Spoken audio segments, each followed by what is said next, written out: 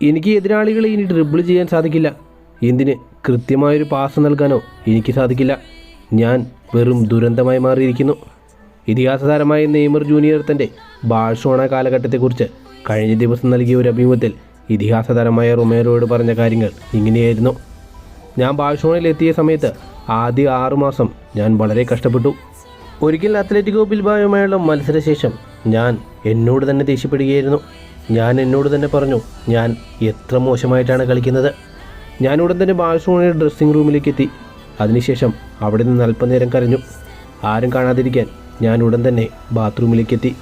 അവിടെ കതകടച്ചുകൊണ്ട് ഞാൻ കുറേ നിമിഷം കരഞ്ഞുകൊണ്ടേയിരുന്നു. കുറച്ച് നിമിഷങ്ങൾക്ക് ശേഷം ആരോ വാതിലിൽ മുട്ടുന്നതായി എനിക്ക് തോന്നി. തുറന്നു നോക്കിയപ്പോൾ ലയണൽ മെസ്സി. അദ്ദേഹം എന്നോട് ചോദിച്ചു, എന്തിനാണ് നിങ്ങൾ കരയുന്നതെന്ന്. ഞാൻ പറഞ്ഞു, ഇല്ല, ഞാൻ കരയുന്നില്ല, ഞാൻ ഓക്കെയാണ്.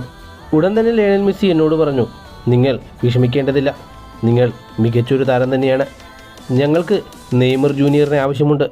സാൻഡോസിൽ എങ്ങനെയാണോ നിങ്ങൾ പന്ത് തട്ടിയത് അതേ പ്രകടനം ബാഴ്സലോണയിൽ പുറത്തെടുക്കുന്ന നെയ്മറെയാണ് ഞങ്ങൾക്ക് വേണ്ടത്.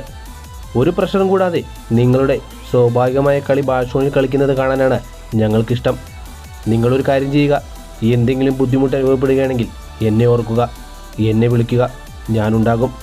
ആദ്യത്തെ 6 മാസം ബാഴ്സലോണയുടെ ശൈലിയുമായി ഒന്നിച്ചു പോകാൻ കഴിയാതെ കഷ്ടപ്പെട്ടുകൊണ്ട് ലോക്കർ റൂമിലും ബാത്റൂമിലും കരഞ്ഞുകൊണ്ടിരുന്ന ഞാൻ, അന്നാണ് എനിക്കെൻ്റെ ആത്മവിശ്വാസം തിരിച്ചു കിട്ടിയത്. ലയണൽ മെസ്സി പറഞ്ഞതായിരുന്നു എൻ്റെ ബാഴ്സലോണ കരിയറിലെ ബ്രേക്ക് ത്രൂ.